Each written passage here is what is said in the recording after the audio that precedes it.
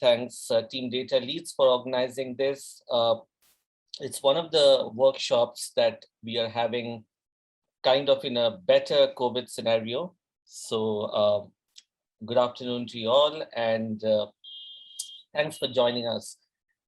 Now, what we plan to do here today is, there are two components of this. One is the mental well-being, and second, of course, is the vicarious trauma. Now, I know that there are many of you here, and many of you may have personal questions or individual questions to ask. At the outset, let me tell you that I'll be putting my contact details. So if any of you have any questions which I'm not able to address in this session, please feel free to put it across, and I'll be answering that later.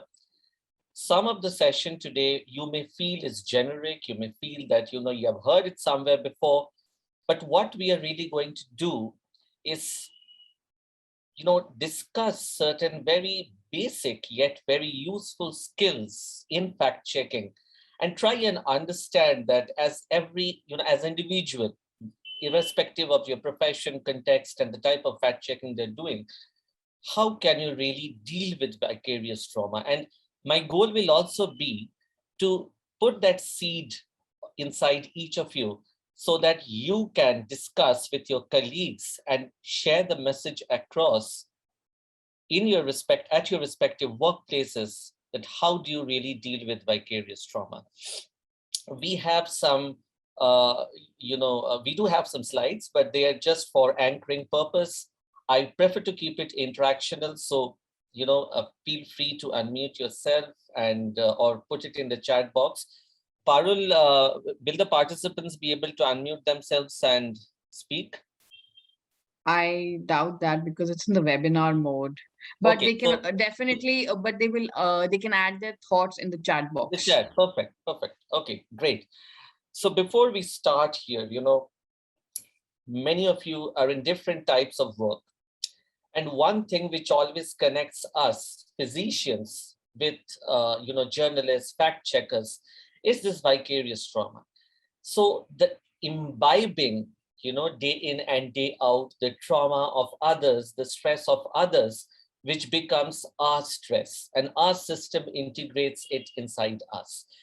So, before we start off, let's hear from you, and, feel free to type your thoughts in. When we talk about mental well-being and journalism, anything related to mental well-being, what's it that comes to your mind? Anything, positive, not so positive, anything. What comes to your mind? I'll be very happy and interested to know your thoughts. Mental well-being and journalism or fact-checking. What is it that comes to your mind? Anxiety of deadline, okay.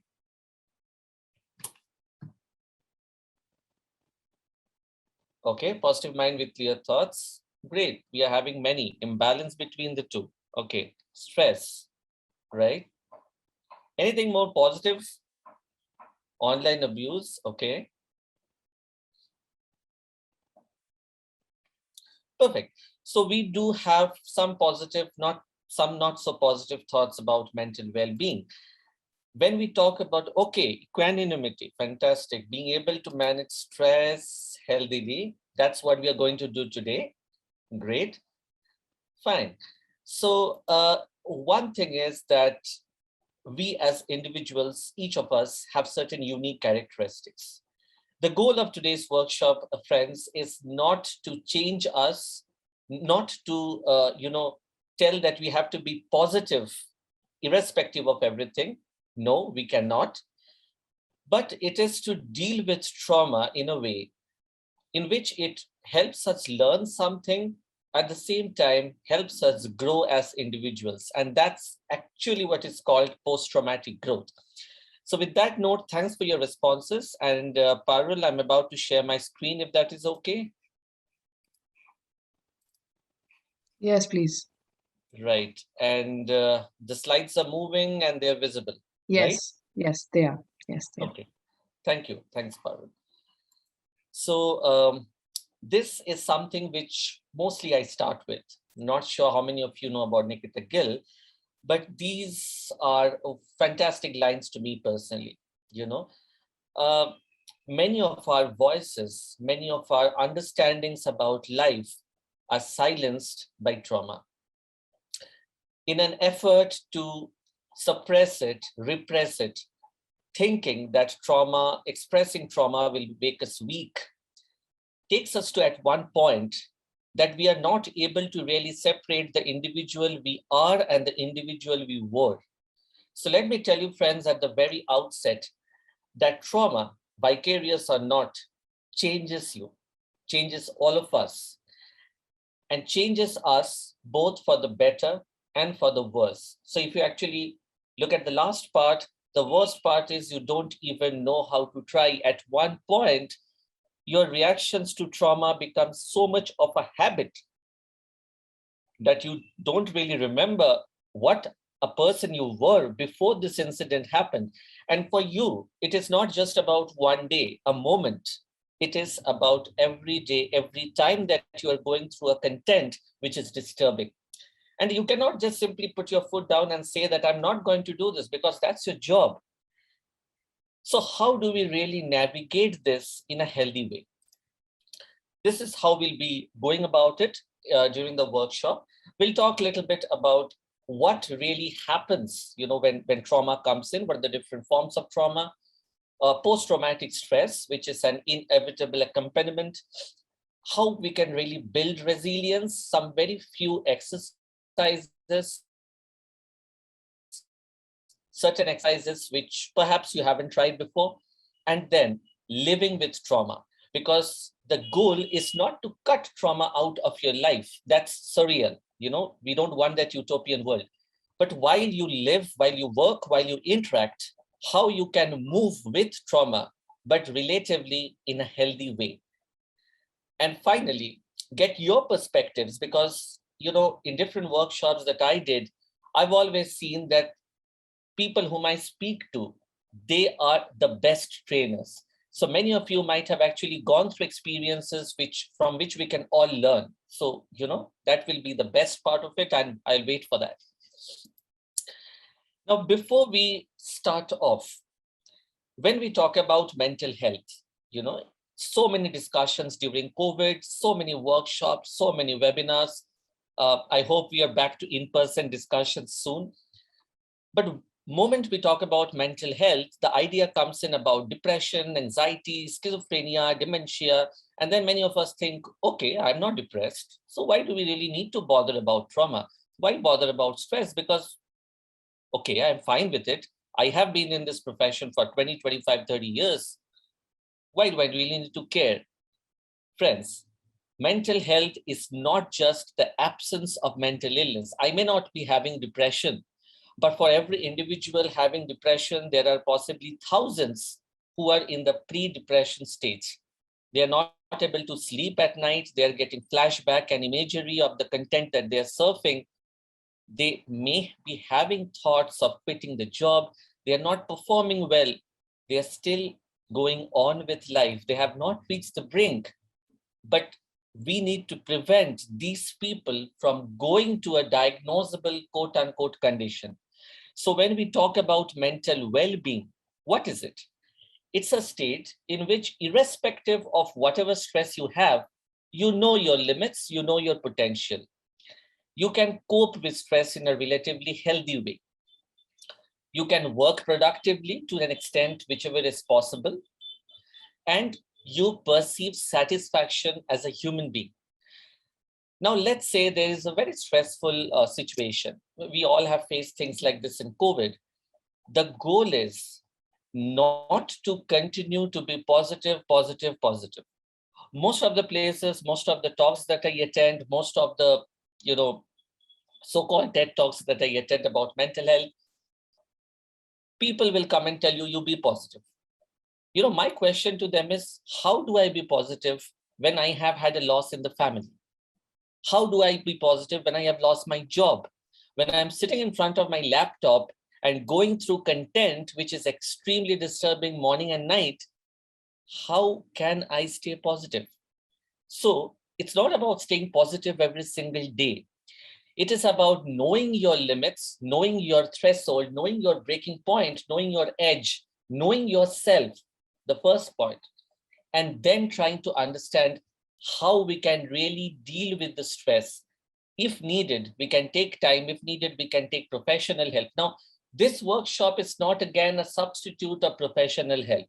Many of you here, or many of the colleagues whom you know, might be going beyond that line that I am talking today, where stress has got converted into distress. There is a prolonged period of time when you are not really able to be yourself. You're having problems in your personal and professional life. That is the time you need to seek professional help. And if any of you want to reach out to any of the physicians in that capacity, I think you're welcome. I thought of sharing this couple of pictures with you. I'm not sure how many of you are a fan of Dali's paintings, but you know, when this was one of the earliest depiction of how post-traumatic stress manifests. If you look at the painting, especially you know, the one on the right side, these are glimpses of time, signifying that even though the trauma ends, the incident ends, our memories hold on to these traumatic events. It can be a direct or an indirect experience. But what happens is your system, your body, your mind integrates these and creates some changes, both in your physique, that can be your hormones, enzymes, digestion, sleep, appetite, but they get changed forever. It was a beautiful depiction that Dali did long back. And till date, trust me, if you have a secondary experience of trauma, which we are discussing today, and that's what vicarious trauma is about, that is much more deadly. And research has shown that. Does it always take a personal experience? I may be, you know, we all are aware of the Russia-Ukraine crisis that's going on. You know, my parents, they're old. I have my grandmother as well. Whenever there is a news related to this, you know, there is a point when they have to be forced to switch off the TV because they tell that, you know, we cannot really take this. A person getting bombed, a place getting bombed, people getting killed, and every time I'm opening the news and I'm able to see this, you know, I don't want to do this. But the problem is, and the irony is, friends, many of you do not have the liberty to switch this off. It forms a part of your work. And this is how you imbibe secondary trauma, okay? Before we again proceed, we all know about the word association game. This was something Sigmund Freud was very much of a fan of. So we have a word, and immediately when I tell that word, what comes to your mind? Let's say I tell about doctor, and immediately you think injections, but it should be snap, okay? It shouldn't be very delayed. So let's see. Again, you are free to put it in the chat. I'm able to monitor the chat. Just a minute. Right. Help. What comes to your mind?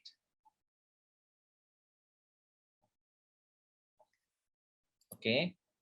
Support. Go on fast. Animal. Okay. Okay. So helping animals. Fine. Fast. Just a word. Difficulty in reaching out. Need. Okay. Dependent.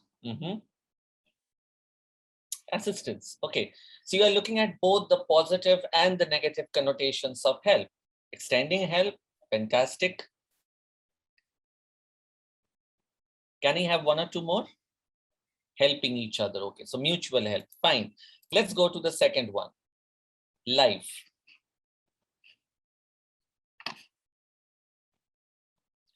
Fast. There is so many things about life that we can tell. Love, unfair. Oh my God. Mission, beautiful, growth, enjoy. Okay, so I think life is a hit word here. Long, love, happy. I am so glad that each of you have something, you know, quite optimistic to add. Okay, let's see the next one. Work. And it's your work, by the way, okay?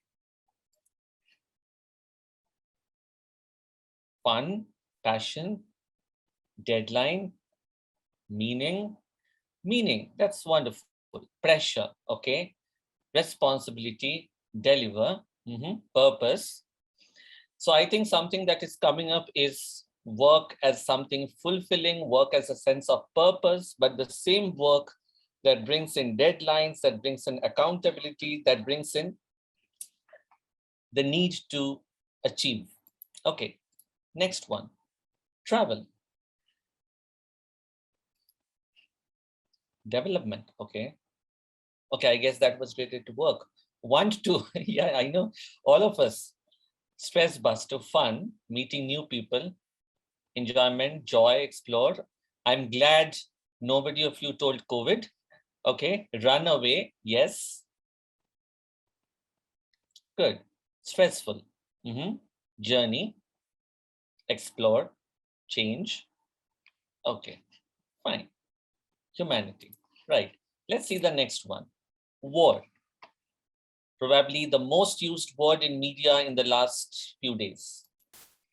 Fear, destruction, danger, death, crime, scary. The responses are coming in the most speedy way. What is it good for? Misuse of power, expensive. Okay. Fear, calamity, hurting. Okay. Achievement.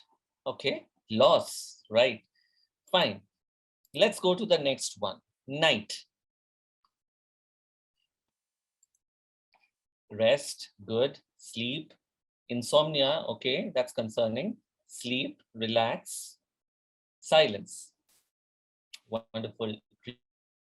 Dream, never gonna end. Trust me, yes, I often wish that the night never ends, or I have continuous 3 nights of sleep. Bad time, moonlight, binge watch. Yes, peace. Great. I'm sure you guys are having fun with this. Okay, but we have to move ahead. So let's think about what comes to your mind when you combine all these. Night, life, work, war, travel, help. Is there something that comes to your mind when you see all these words on screen? Part of life, tiredness, lifestyle, fear, okay, exhaustion, journalism, okay, right, healthy balance, fine. So thank you so much, thanks for participating. Money, let us grow together, journey of life, yes. So I was, actually I was thinking that if any of you would have taken word, not in the very true sense, not in the very literary sense. So I guess sometimes when we day in and day out go through the violent content thing that we are discussing here, sometimes even an hour, even a day seems like a war that we fight with ourselves. So why did I do this? Because word association brings us, it doesn't give us time to think. So it brings us out the immediate response of a person to a particular word. Long back, this was used to test personalities, though it's not a very sensitive test that way. But what did you see? What came out? What came out was the need to kind of flee from a place to somewhere restful. So when you thought responses to night, a lot of you mentioned about the need to rest. Many of you mentioned problems with sleep, and many of you enjoyed, the word travel, life, looked at the optimistic side of life.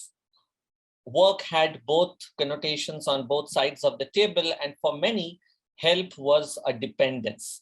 Now, when we gradually move ahead with the workshop, probably you will understand that help can be in many ways. It can be self-help, helping others, which many of you have pointed out. And also, and I'll keep repeating this, professional help, that becomes very important. So let us look at some of the common dialogues here, and these are with due consent. I have taken this from people whom I talk to, senior journalists, media professionals, when I talk about vicarious trauma. So just look at these, and I would ask, I would request you to tell me which one among these people, forget the gender, forget the context, which one among these people do you think is relatively better protected from vicarious trauma. Somebody tells you, I have been doing this for last 20 years. Trust me, it's totally okay. Someone else tells, yes, I know that there are many problems with work. I have helped people. I have helped my colleagues, but not me. I have been trained. Possibly I have attended workshops like this and I know how to deal with it. Some other person tells, yes, it is indeed traumatic, a lot of violent content, but it's part of job. I think I can handle it well myself. Somebody else tells, at times it becomes really difficult, tiring. I ask, why me? Trauma in this field is a reality. At times, I need help. Some other person tells you, I am helpless. I have to do this job. I can't escape. But my psychiatrist takes care of me, so I don't have much to worry. Now, if I number this from 1, 2, 3, 4, 5, which individual do you think has kind of dealt with trauma well? You can just put in the numbers based on what you are seeing on the screen. 4th, okay. First, can we have quick responses? 2, okay. 3, we are having scores for each of them. More, please. We have 71 people. 3, 4, 4, 3, okay. So 4 has, okay. In that order, 5, 3, 4, 2, 1, wonderful. 4, okay. Great. So till now, most of you think it's either number 3 or number 4. Now, why did I put this? This is not really something that was a part of the exercise initially, but then I just thought that these are my own experiences when talking to people. So let's put it across. To be frank with you, each of them perhaps, and one of you have put 5, 4, 3, 2, 1. Wonderful. Thank you for the response, because each of these people, and they all have been in quite tiring part of fact checking. Some of them have been in war reporting. Some of them have traveled with the army to different places. Some of them have been, one of them have been in the 9/11 incident. So to be very frank with you, each of them have dealt with trauma in their own way. But if you actually look at the responses, some responses, for example, number 1, number 2 are denial. I know, I have been trained. It doesn't affect me. Now, whenever I tell it doesn't affect me, it kind of seals the possibility that I can go ahead and I can break. Many people tell that you have to accept the trauma. I put it in different way. Whether you accept the trauma or not, the trauma is very much there. So rather than accepting an external factor, accept yourself, accept what you can and what you can't. If you have an acute emergency abdominal pains, your stomach pains, you simply say, I am not able to go ahead. I have to lie down. I have to go to the doctor. If you are feeling like crying, if you are feeling like shouting out loud, if you can't take it anymore, put your foot down at that point and say, I am also having this acute pain in my mind. This has to come from both sides of the table. Again, it has to come at an organizational level. It has to come at an individual level. Now, what is different in number 3 and number 4? Number 3, also there is some acceptance, but then, there is some possibly confidence. Not sure if it is an overconfidence. Number 4 is possibly more accepting.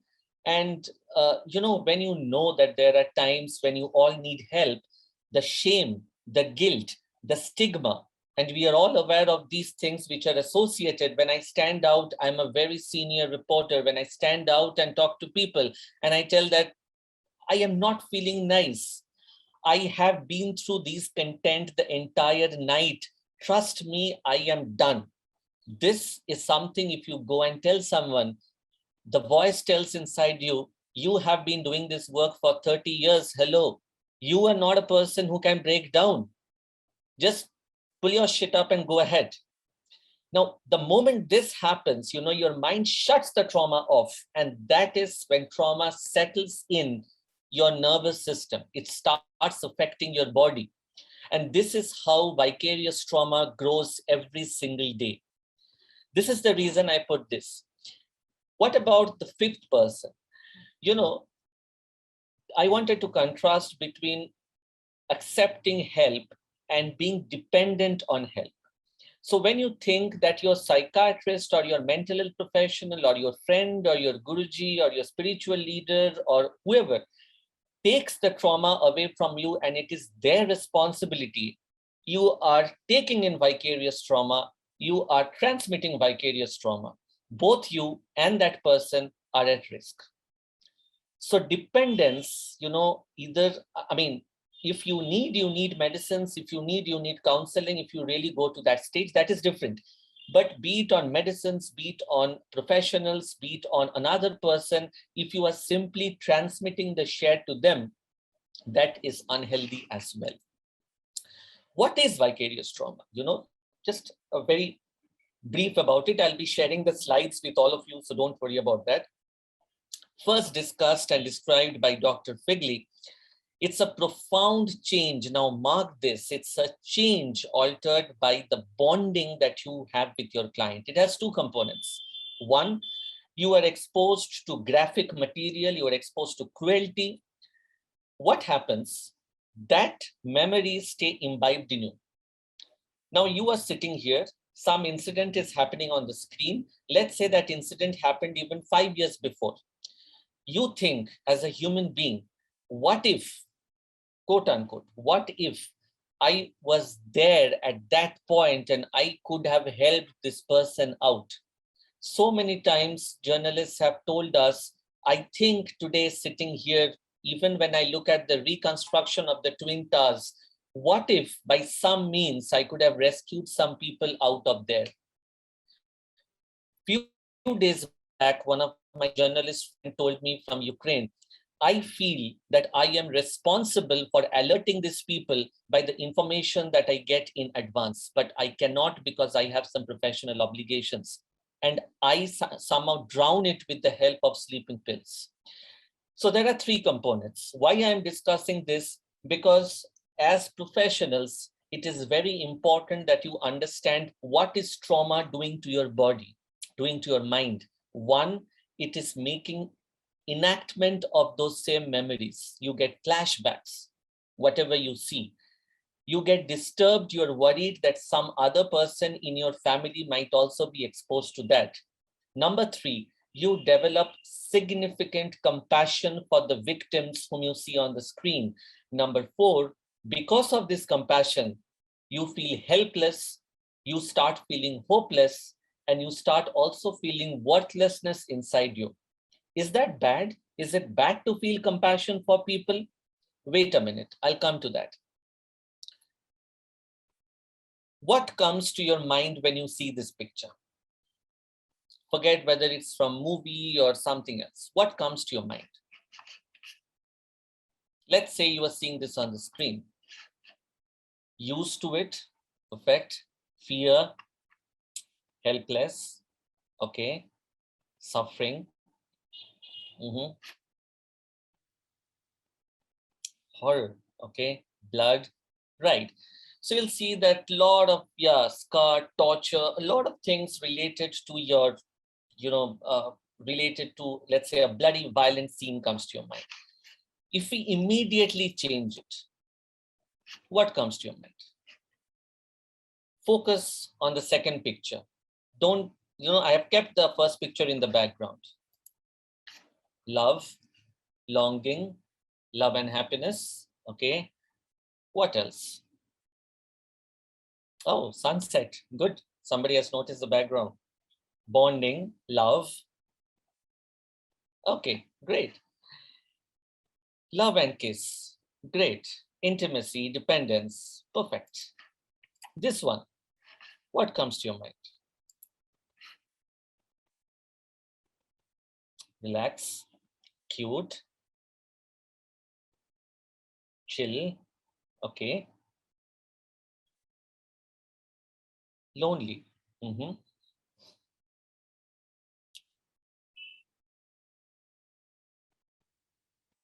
Okay, if I put all the three pictures together on the screen, can you help not staring at the first picture?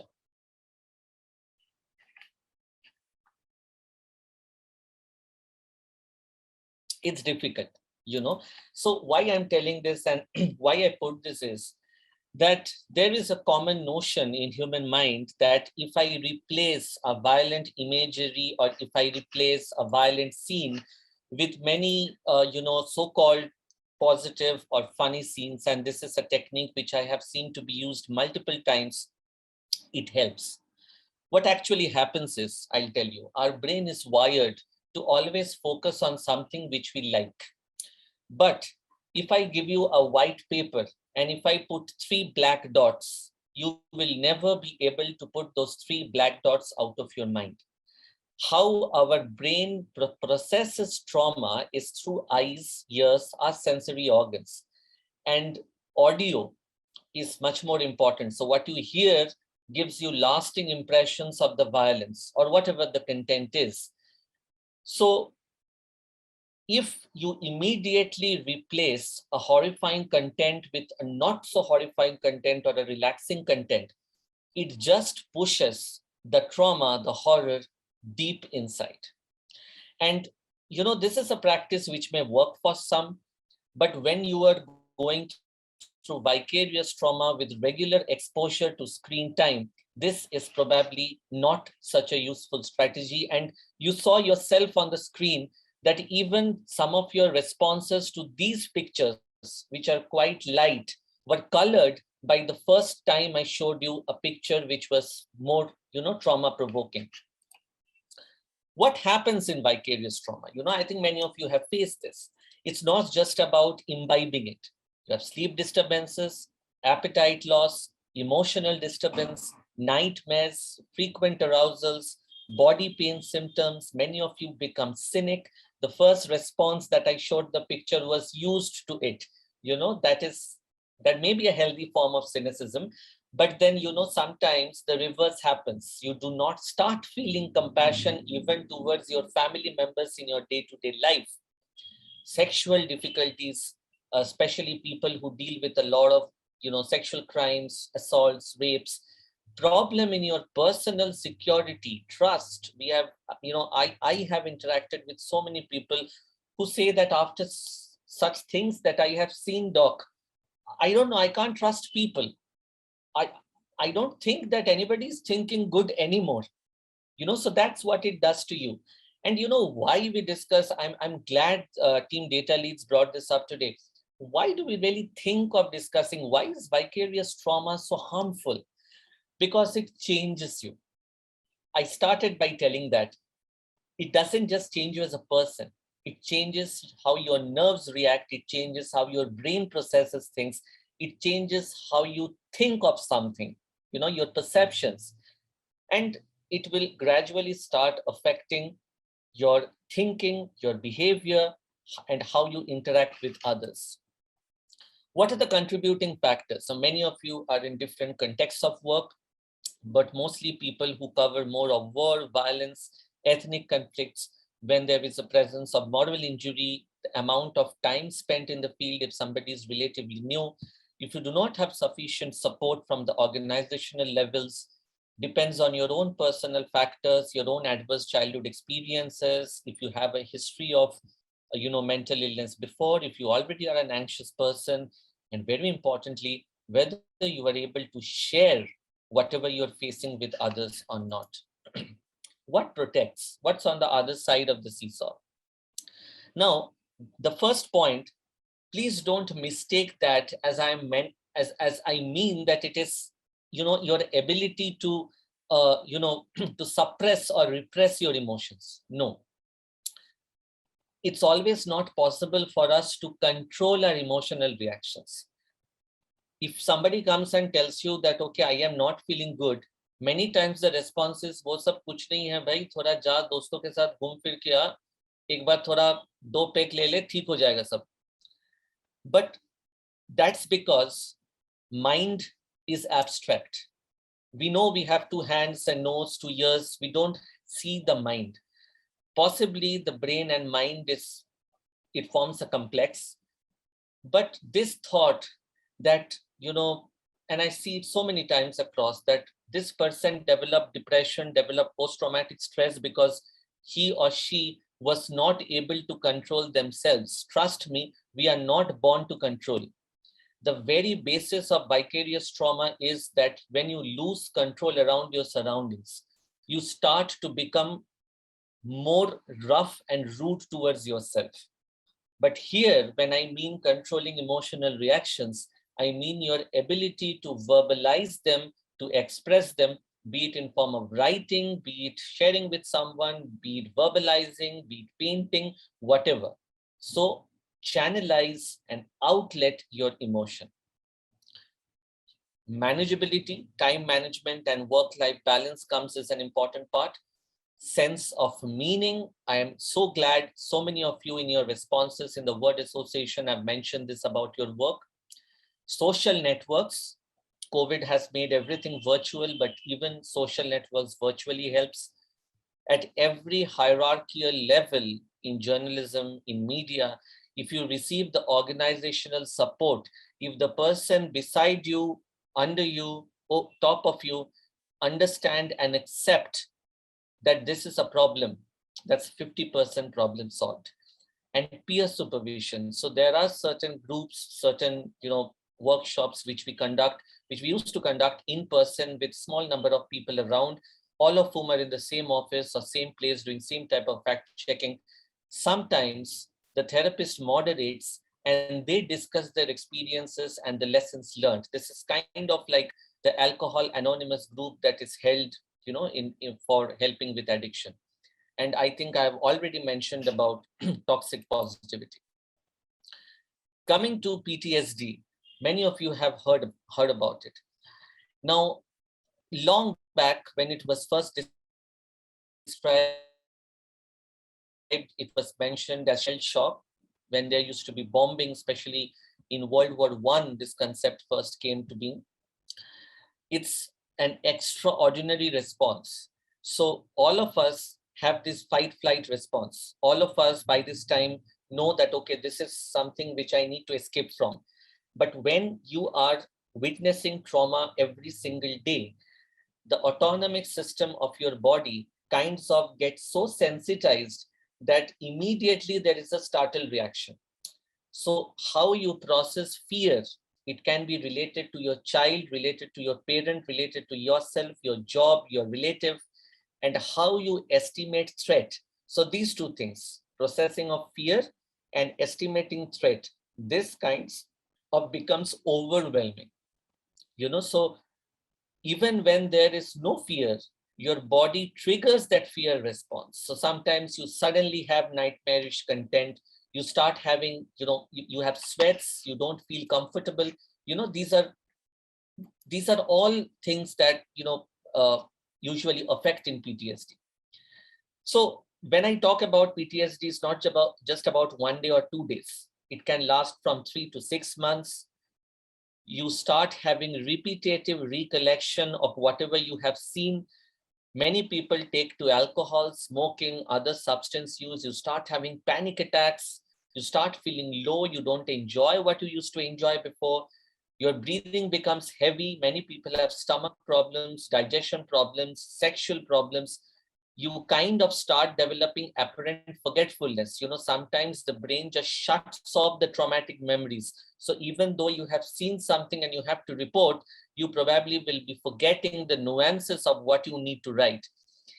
And when does it ring a bell? When you have started having problems in your personal and professional life, at least for more than 2 weeks. That's kind of the threshold we use. This is one of the paintings by Kohn which reflected the Black Death. We all know about the plague. There has been a lot of, similarities that have been drawn between COVID-19 and Black Death. We all know the trauma that we went through the second wave. The second image will remind you of remote drone strikes. So there was a very famous study that was conducted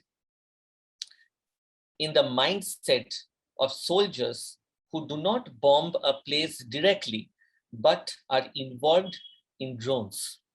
And what was seen is that the trauma that was experienced by them is more than people who actually go to the place of war. So you can understand that when you are facing the content, how severely it tends to affect you, even when you are not there in the place. There is something called imaginal exposure, as if you are at that place witnessing the incident from happening.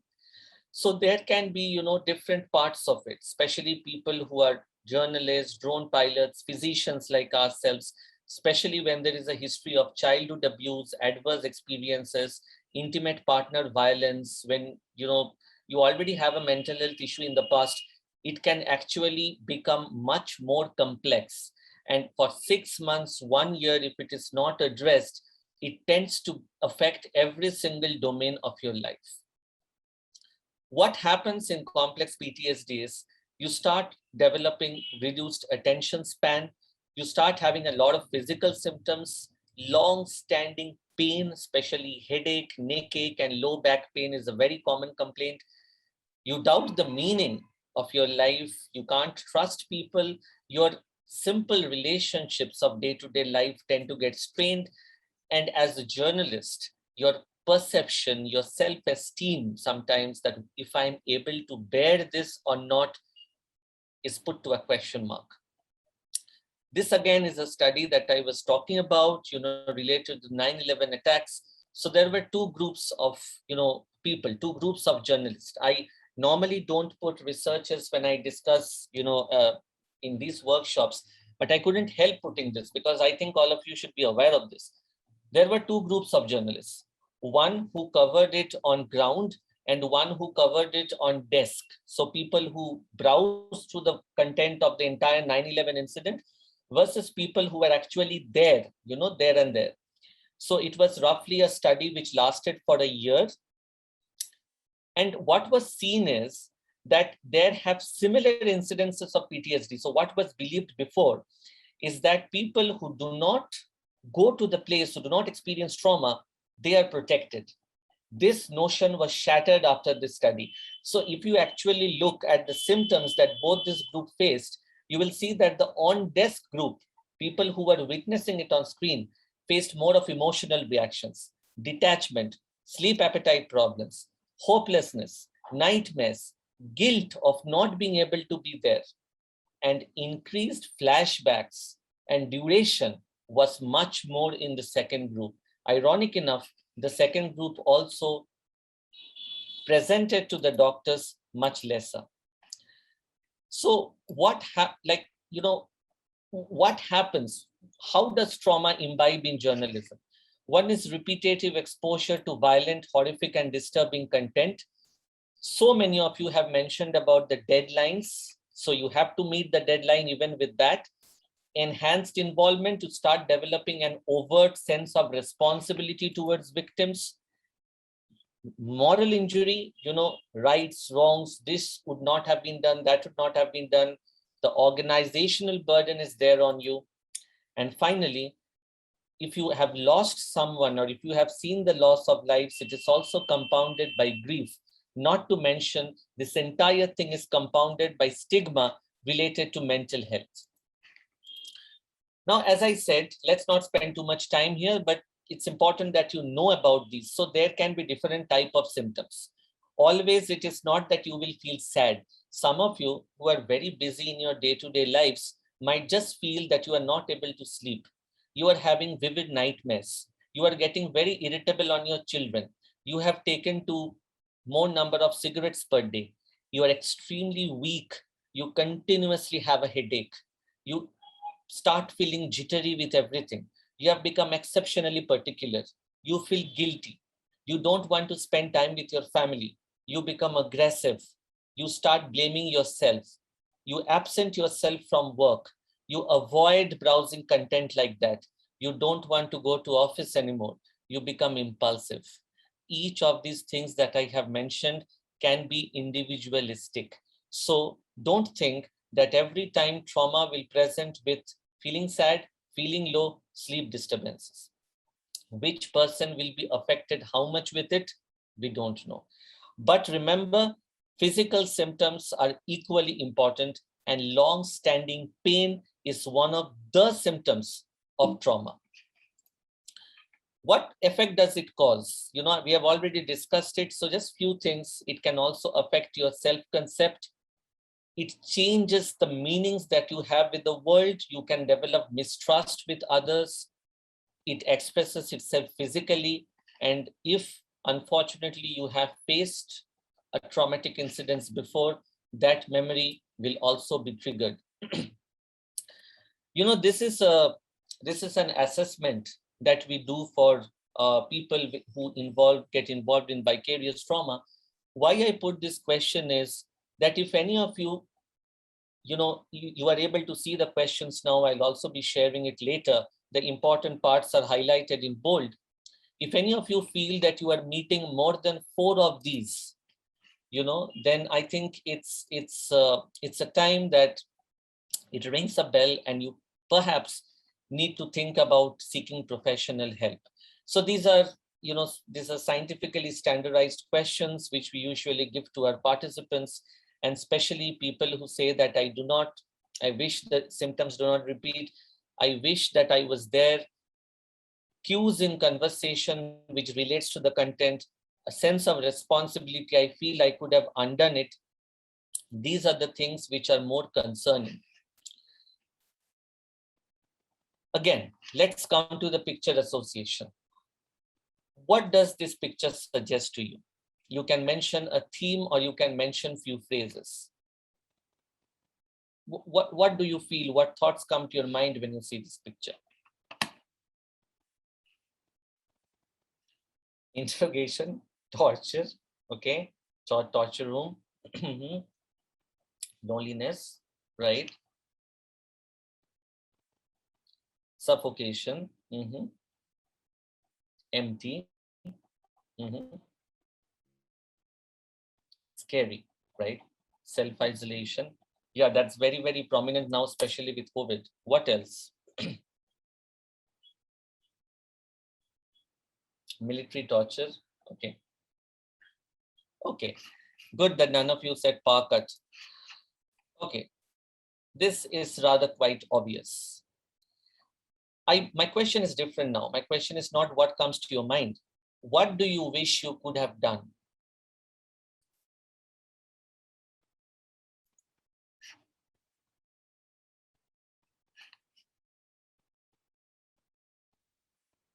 Save the man. Okay. Save the person. Bring to others' notice. Okay. Okay. Save the person, but how? That's what's important. Yes, arrest the abuser. Okay. Okay. Spray them both with a water bottle. Okay, great. That's a very novel idea. Not viewed it. Okay. Let me be a devil's advocate here. What if this picture was shown and somebody tells you that the person who is tied up here is a serial abuser, a serial killer, somebody who is not revealing sensitive information? Does it change your thoughts?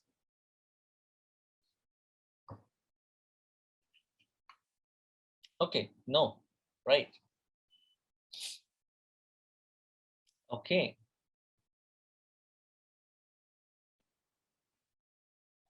Fact check. Brilliant. Yes. So I think you face many of these pictures and many of these content while you actually do fact checking. And I am so happy again that one of you mentioned fact checking because, especially with the Russia-Ukraine war, many such pictures have actually come across in real life. I mean, of course, we can't use real-time pictures here, but then I'm sure that many of you had to fact check that, and many of them were fake, many of them were true. See, this is the difference between active traumatic content and a passive traumatic content. When I showed you the picture of the chair with the bulb, there was nothing obviously wrong in it, but it has a tendency, the entire picture has a tendency to provoke something in your mind which is not very comfortable. Versus It may be a very active incident of crime or violence, which provokes a different kind of content in your mind. The trauma that happens if you actually go through both of this content is very differential, and the effects are very different. Now, you know why I was very interested in listening to your responses were that, see, when many of you mentioned that then he should be punished in the court, I changed the scenario. Then some of you told that you need to fact check. Some told that arrest the abuser. He should be tried in court. This is not the place. Are you realizing that there is a moral intonation coming to it? This is extremely important. You know, long back, when I remember when I was a medical student, I had attended one of the Vicarious Trauma workshop for physicians. And somebody told that, you know, you have to keep yourself detached. I felt very funny. I have to see the patient. I have to talk to the family members if the person is not well. I have to address them and face them if he, you know, is acutely ill or a mishap happens. How the hell am I supposed to be detached? You know, so it's not possible to have a physical detachment. It is not possible to have an emotional detachment. It's not possible to have a moral detachment. But possibly what you can do, and what we'll be coming to later, is having a healthy disengagement. This is a term which is used especially in vicarious trauma, because detachment, no matter how many people tell you, trust me, is impossible. Okay. So again, I was talking about compassion. Now, when the word compassion, it's a very, very benign term, a very acceptable term. Normally, when many of you felt compassionate for this individual who was tied, and the chair kind of set the context for a quote unquote torture. And so many of you perhaps wished that you could go that time and free the person. You know, every single person almost mentioned, save him. This is just one picture, 1 minute. If you have to go through this day in and day out, what you develop is compassion fatigue. Now, compassion fatigue is often neglected, but a very, very disastrous consequence of vicarious trauma. You can only empathize with someone up to a certain humane limit. Beyond that, your compassion will drain you.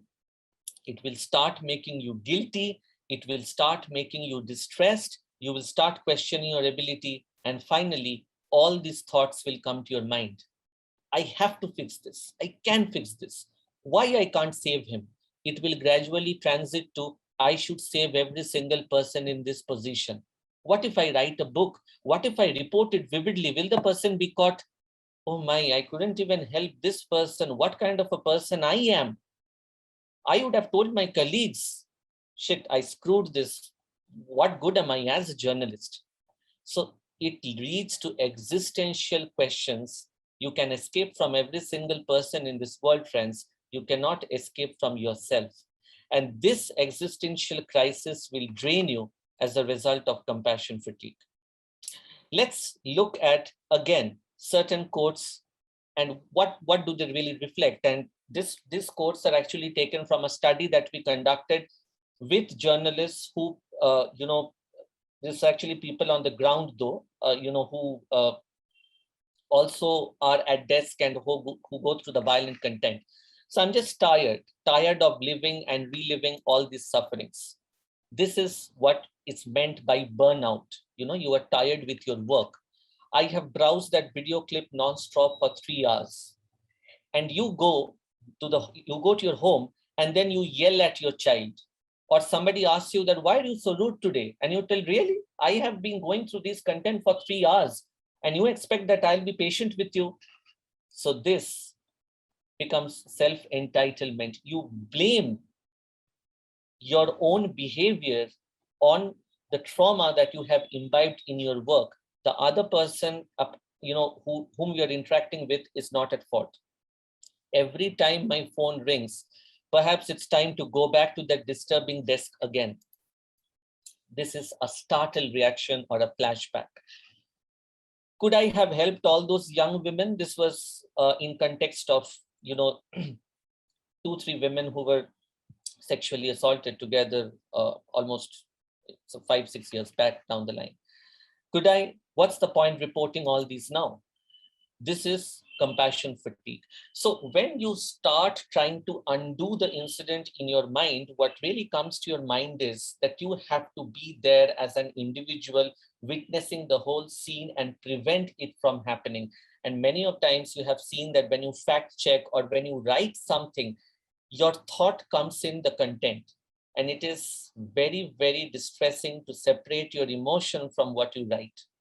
I'll give you an example. This is from my own first-hand experience. Once I was actually talking to somebody who has lost entire family in an accident. This individual was very distressed, very stressful, crying. And I have the habit of keeping my phone in silence, in a vibration mode. So I was talking to her, and suddenly my phone started vibrating. Obviously, I had to make it clear to her that I am listening to her. So I silenced the vibration immediately and I went back. And when this ring came, when the phone started vibrating, she was actually discussing how she got saved in the accident when the entire car actually fell down the pit.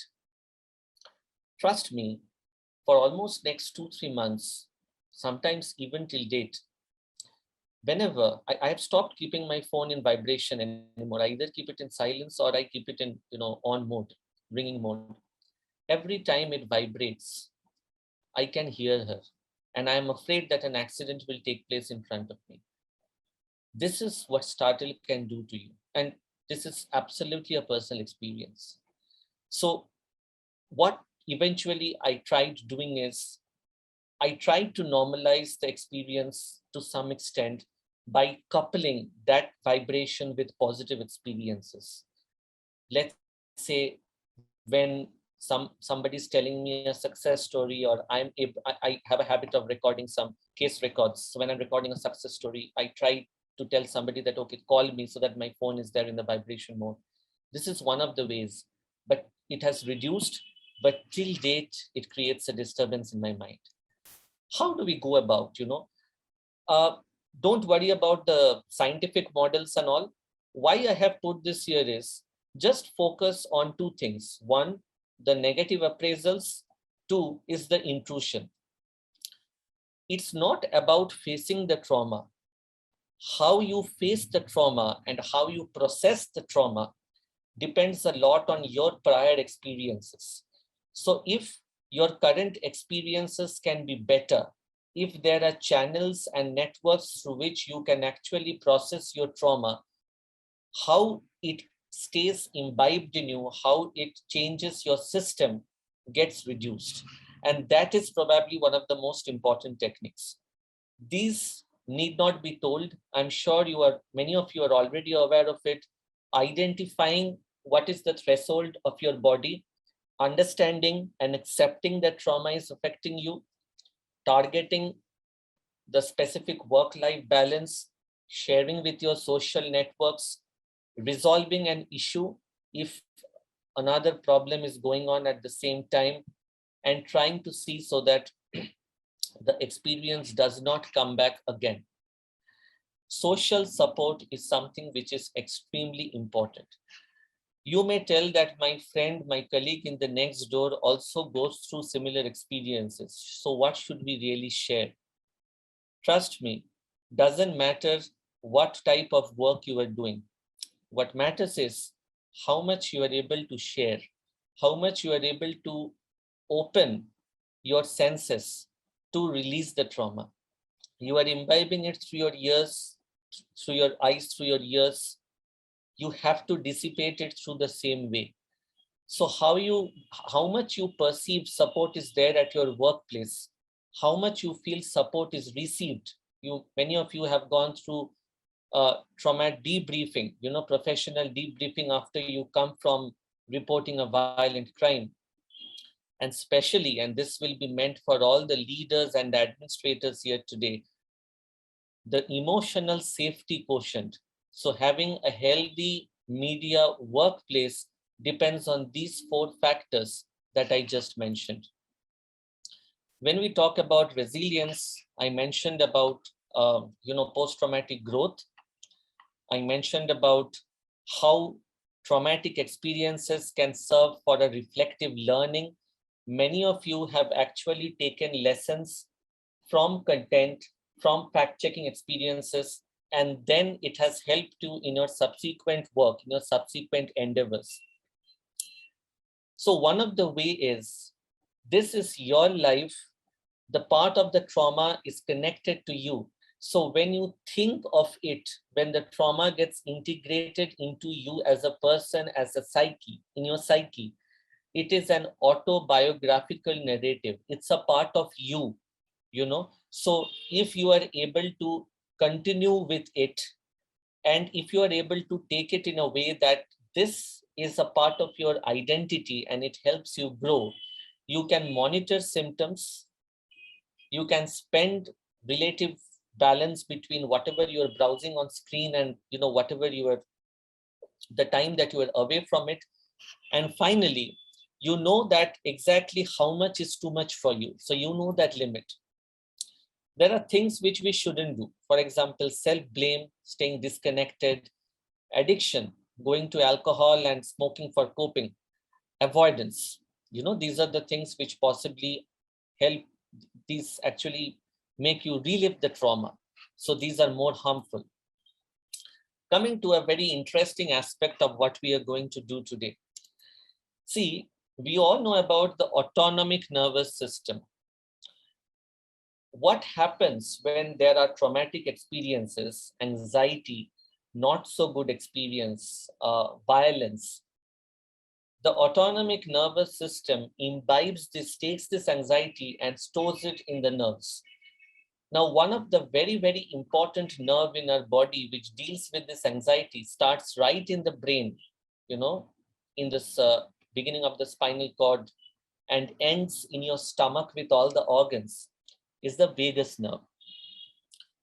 This was a new theory which was introduced, and I was fortunate enough to have to attend a training session 5 years back with one of the proponents. This theory tells you that, we used to think that our body state is binary, fight or flight response. No, it is not so. With training, we can actually dissipate the trauma or integrate the trauma in our nervous system in a healthy way. If you actually look at autonomic nervous system as a ladder, different forms of activation of vagus will make you mindset different. So sympathetic activation will make you frantic. It is like seeing a snake. Dorsal vagal activation will make you more of collapsed and numb. And finally, if you actually train your vagus nerves into a way in which, by certain techniques and exercises, you will actually feel much more safe. There will be an emotional security. So what we call this is resetting our autonomic nervous system so that it gets back to feeling fresh. It's like, it's like formatting your computer. So most of the trauma is processed through autonomic nervous system. An important part of that is vagus. So you reset the vagus with some exercises. Okay, let's do some form of exercise here. Just a minute. Probably it's time for me to take a deep breath too. So all of you, I assume that you are able to see this. I think you are able to see me. So just follow what I am, telling you. It will just take a minute. Close your eyes, take a deep breath. Don't worry, this is not any of the pranayama, yoga, meditation that I'll tell you. This is typically a vagal exercise. Once you are relaxed in a sitting position, just sitting position, because I'll be able to tell you in that way. Or if somebody is lying down or wanting to relax, then feel free to do so.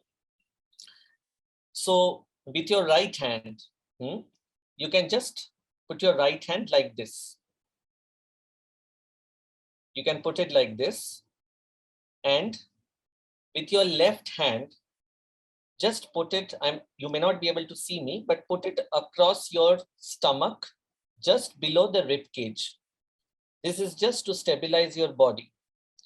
Make yourself comfortable. Okay. Now before that, I'm just telling you the position. Now this is the position. Now before that, once you have finished taking a deep breath, let's come back to the position. Now you know what you need to do. Now come back to the resting position. Simply move your right neck like this and your left neck like this. Then you can put your right neck here and your left neck like this in a relaxed way, not like this. Okay, then you will suddenly feel giddy. So slightly like this, like this, like this, like this. Just feel how much of resistance your neck is giving you. For many of you, it will be smooth. For many of you, it will get stuck. Unless you have spondylitis or unless you have any other problem, if it is getting stuck or if it is not smooth, it is a sign of stress. It is a sign that your trauma has actually, whatever anxiety has got imbibed in your autonomic nervous system.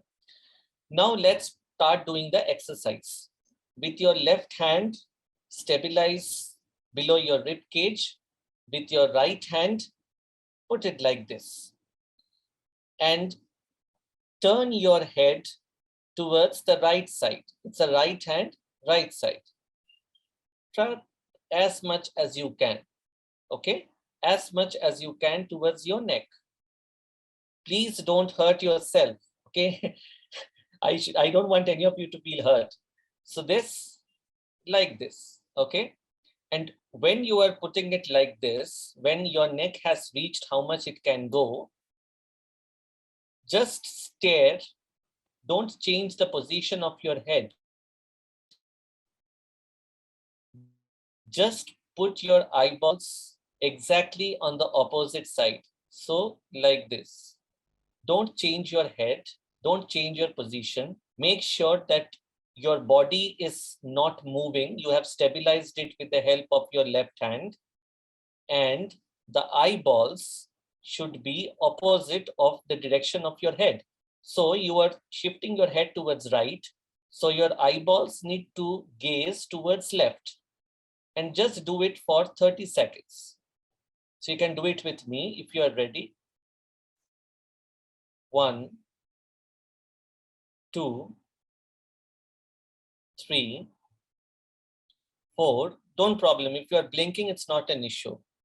5, 6, 7, 8, 9, 10, 11, 12, 13, 14, 15, 16, 17, 18, 19, 20, 21, 22, 23, 24, 25, 26, 27, 28, 29, 30.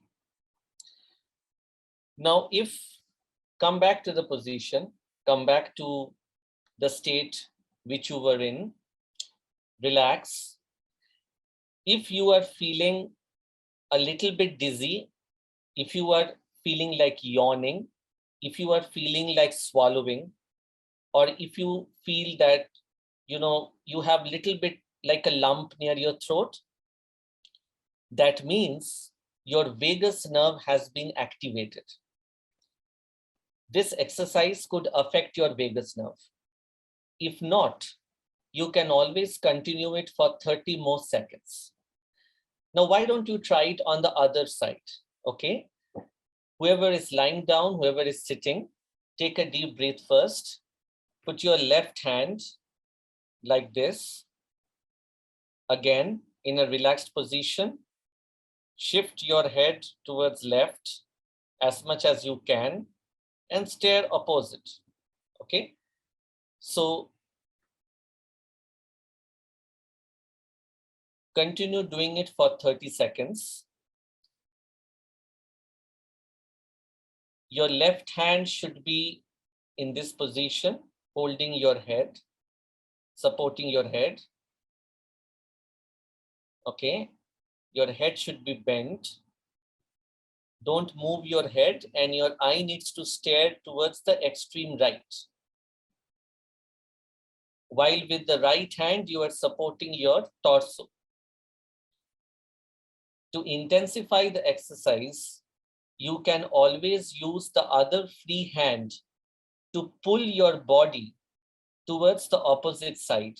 So if your hand is like this, with the right hand, you can actually pull your body towards the other side so that your spine becomes like a curve. It becomes like a C. Usually 30 seconds on each side is fine. And this is just one of the exercise. You know, these are called vagal exercises or polyvagal exercises. The standard recommendation is each exercise set of 3 exercises done for a minimum of 15 minutes helps format your vagus nerve. Now, it doesn't mean that you have to do it every time you are, going through or working or, going through a violent content.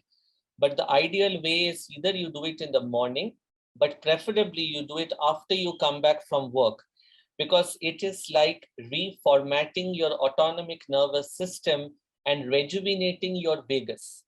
So after each form of exercise, if you are feeling like yawning, if you are feeling a gulp in throat, if you are feeling like swallowing, your vagus has actually been activated.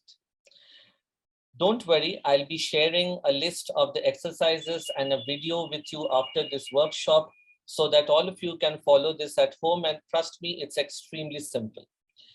But this, and I'm telling this from a scientific as well as personal experience, has shown extreme usefulness, especially in vicarious trauma, because that form of trauma integrates into the vagus in the autonomic system and relates to every other organ of the body. A few very practical tips. I'm sure all of you are done with exercise. So a few practical tips, it's important to schedule your checks. What are the time that you have to go through this content? If you have some sort of diary or timetable for that. Audio leads to much more disturbance. So if you have another person with you, or you are concerned that somebody else might be there, or you do not want to, you have to go through it multiple times in a row. For the first time, you have already heard the audio, so put the audio down and just put the video on. That leads to reduced effect. Make sure that the ideal norm is that after 20 minutes of usually going through this content, you need a 5 minutes of break. So it may be a stretching, it may be a break, it may be walking out, but you have to leave your workplace or you have to be away from the laptop. A break doesn't mean opening an alternate browser and looking at what products came in Amazon. That's not a break. Watching a series is also not a break. Your time should be away from the screen. Try increasing your self-observation. That can be through yoga, meditation, walking, gardening, whichever way you can focus on yourself. What I meant was initially that you cannot detach yourself, but you can always depersonalize. So whatever is happening on the screen is a part of your occupation. At one point, you have to understand that even though whatever trauma I'm getting imbibed with is a part of my identity, what caused the trauma is not a part of my identity. So this is what I mean by depersonalize. It is not easy, but many of you with experience will master this. There is something called alternative penning. Every single day in and day out, when you are doing fact checking, you are writing something which is related to the traumatic content, or which is related to violence, explicit consent, sensitive content, whatever. Alternative penning is scribbling or putting down on paper. Doesn't matter what it is, how long it is, fantasy, fiction, doesn't matter. But something which will not have content of whatever you have fact checked or whatever you are doing as a journalist. not to mention work-life care. And especially it has been shown that if you are helping your fellow colleague in the same profession with all these, you are actually helping yourself. So organizational level, I'll time and again mention, doesn't matter at which part of level of hierarchy you are, but it's a collective effort, it's a collective responsibility. The goal is, like as physicians, we tend to be trauma focused. I just hope that if there is one thing that this workshop achieves today, friends, you can step out of this workshop and tell that from today, I am a trauma-focused fact checker or a trauma-focused journalist. That will be the eventual goal. You know, see, an hour of workshop will not change anything. But only thing I want, I really want to happen is if these information, if this understanding makes you a person who understands his or her and the other person's trauma and the effects of trauma. So doesn't matter if a physician or a psychiatrist or a mental health professional is there, every single person will step out as a gatekeeper to help the other person deal with vicarious trauma. There are certain organizational essentials: eliminate stigma, encourage people to take mental health help, periodic sensitization from different levels, which actually act as booster dose of vaccines, emotional safety, which I spoke about, regulated digital usage, like social distancing, I call it digital distancing, regulate your own interpersonal self. There is something called trauma integration. So what my fellow colleague has dealt with and what I dealt with may be very different. But when I discuss it within a group, I don't just share the trauma, I also share how the person has dealt with it, and just leads to mutual help. And most importantly, identify the time or identify your own personal breaking point and threshold, and make sure that you seek professional help before it reaches that. How much is too much? What are the times when I should be really, really careful? If any of you have heart concerns, if that starts getting affected, blood pressure starts getting affected, thyroid problems start happen, excessive nightmares, not able to sleep for more than 2 weeks, extreme bitterness and continuous anxiety to the point that you are actually being anxious even with very minor events. You start driving rash, you start getting aggressive, start becoming verbally abusive, you lose your cool very fast. Weight loss, which is a very, very important factor, absenteeism from work, especially for people who were fairly regular. And my friends, if you have any times or anybody tells you that they have thoughts of self-harm, no matter how trivial it is, we can prevent a life lost, we can prevent suicide. And vicarious trauma is one of the very well-known factors which lead to suicidal risk. So as I said, doesn't matter what your context of work, scope of work, or profession is, each of you can be a successful gatekeeper in preventing the deleterious effects of trauma and helping another person navigate the path with healthy coping. I just thought that I'll put this, this is from the diary of one of my friend, and she has given me the consent today to share this with you. This was written in one of the accounts of the violence that happened, the Delhi incident in 2019. And if you read it, just read this point. I did not realize when deaths turned into data, and just, I was so moved, I almost came into tears when I read this. When sharing turned into reporting and when liability turned into responsibility. I stare at them day in and day out. At this point, it feels I have lived many lives, and in each of them met with the cruel fates that I witness in every day of my work. I don't know how people trivialize this, friends, but trust me, as a psychiatrist, as a mental health professional, hats off to you. I know that with every single incident and fact checking that you do, you live that life time and again. So be it as a doctor, be it as an individual, I think you are doing the best that you can. My job here is not to teach you how you can do it better, but just to be with you in the path and see so that it doesn't affect you in a worse way. Reporting without trauma is actually surgery without blood.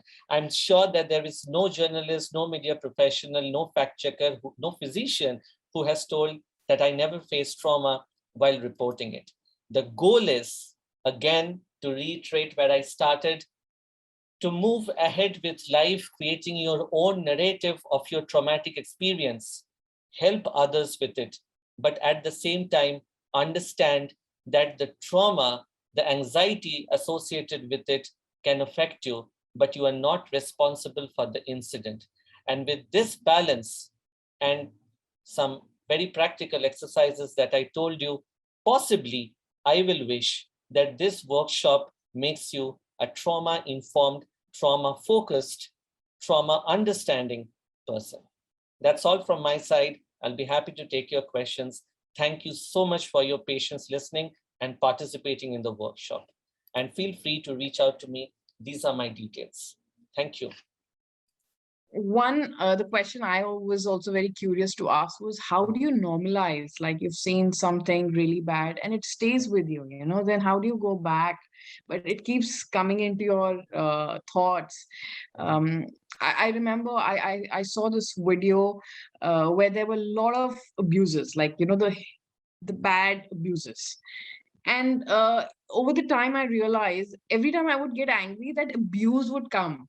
And maybe because of my, all our lives, so I would stop there because I could not say it out loud. But in my mind, it was there, and all of a sudden, I started feeling like, how come that abuse comes into my brain every time I get angry. So then, how do you normalize from when you see so much abuse or so much bad content? Right, thanks, Parul. I think the question is also very timely because due to different COVID crisis and now the crisis related to war, we do have to go through a number of sensitive content increasingly. Now, the first thing is, you do not normalize. You cannot normalize. As I told you, that staying positive, accepting, normalizing, these are all very toxic terms. Okay, so you cannot normalize. The thing is, let us be upfront, accepting with one particular thing, that if there is an incident which is violent, which is crude, which is explicit, which is sensitive, and you have seen it, you cannot go back, you cannot undo it. And when you have to do it multiple times throughout the day, it kind of makes it a pattern, it becomes a habit. So is it possible to disengage completely? No. But what is possible is that let's think of it like this. Let's think of your mind as 3 layers. You have something as your conscious, something as your subconscious, something as your metaconscious. Metaconscious is something which leads to emotions. So what we can do is, the trauma will definitely come down to your conscious level and to some extent to the subconscious level as well. What we do have in our control is to prevent it from going to that emotional level, going to that level where it starts affecting us as, individuals. Now, of course, you can't be the same person. I told you there will be issues with trust, there will be issues with security. Imagine you see somebody getting murdered, you see somebody getting killed, you see a war crime happening. After some days, you will start feeling, the moment I walk out of my home, there will be a bombing on my head. That's natural. I mean, you can't deny that. The thing is, the goal of this workshop is not to make you feel safe and secure in the presence of an extreme crisis, but to make you independent and capable enough to move through the crisis with whatever limitations you have, but so that at the end of the day, when you come back from work, you are able to at least enjoy 30 minutes of good family time. So there are 3 parts of it. 1, try to reformat your system using the exercises.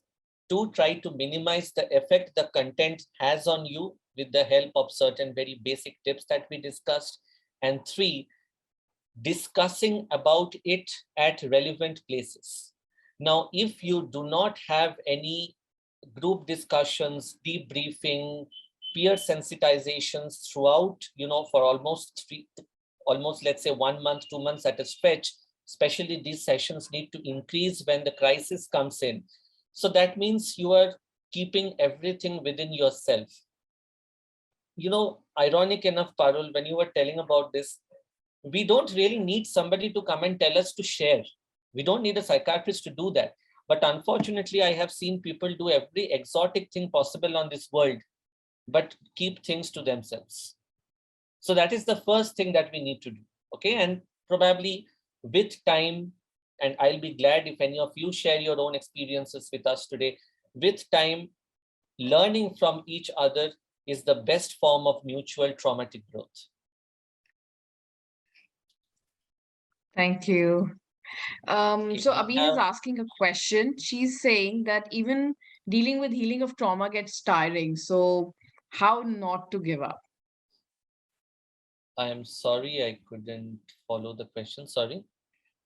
So she's written, even dealing with healing of trauma gets tiring Mhm. sometimes. So feels unending. So how to not give up? Yeah, thanks for the question. See, the thing is, again, different people have different thresholds. Hmm? Sometimes you have to give up and you have to take a break, but due to your work obligations, that is not always possible. So one thing which I have seen that personally helps me is to know your limits. One, not to always try to be an overachiever, which is a problem with most of us. Number three, know how to tell a no at times, which is assertive. And number four is, there will be times in a day when we have time. We know that, okay, this time is not a work time, but all that we'll be doing is, we'll be doing this on our phone. So WhatsApp is important, Facebook is important, the number of shares and likes you have on your Twitter is important, but nothing is more important than you sitting back and reflecting and thinking. It's wonderful to stay alive. That's what is most important. Somebody's also asked how to remove sleep disorders. Yeah, sorry, there was just a glitch. Yeah, No and worries. just to add to that, Parul, so I think me time is of excessive importance. Let me give you an example. In COVID, a lot of people used to come to us and tell that, we are having problems in family. We are not used to staying together. COVID has made us stay together. But funny enough, when a family has got a chance to stay together for the first time because of lockdown, and it consists of only 3 members, the father is working online, mom is in TV series, the child is with a laptop in video games in 3 different rooms. So that's the problem. I think we do get some time to ourselves, but then it is digitalized. So let's try and minimize that. Sleep disorders, again, as I mentioned in the beginning, um, it's good to have a sleep hygiene that will be there in the tip sheet that I'll be sharing. uh, I think one of the ways is try to have a regularized sleep wake schedule, not to use the bed for any other purpose during the daytime. Reduce sleep during the daytime, avoid having excessive coffee and alcohol post evenings. And if you are on any sedative medication, discuss with your doctor, don't make it a habit. Some people just have the habit of popping sleeping pills one and suddenly. So it just adds to the dose. Apart from that, if you still feel that your sleep is not getting regularized, you're having nightmares, you're having frequent awakenings, it is always best to consult your physician. We have another question. How to stay empathetic and not numb your own emotions? Yeah, so see, that's actually a very difficult thing to do, and there is no one response to that.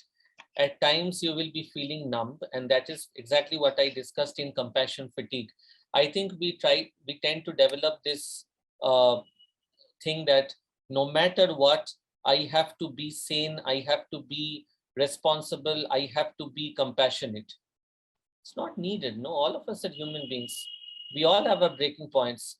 So as I was mentioning, it's important to stay sensitive. It is important to stay empathetic. But remember, empathy and sympathy are not the same things. So if you don't want sympathy towards yourself, it is not always essential for you to be sympathetic towards others. As far empathy is concerned, that is much more of a deep-rooted thing. So if no matter how many times I've seen people see a traumatic thing on laptop or report it, the person still feels empathy for another, let's say a war victim, or let's say a victim of assault. The important thing is to see so that there is a balance. You don't assume an overt sense of responsibility for the incident. At the same time, you don't try to empathize every single person around you. Everything that is happening in the world, you are not responsible.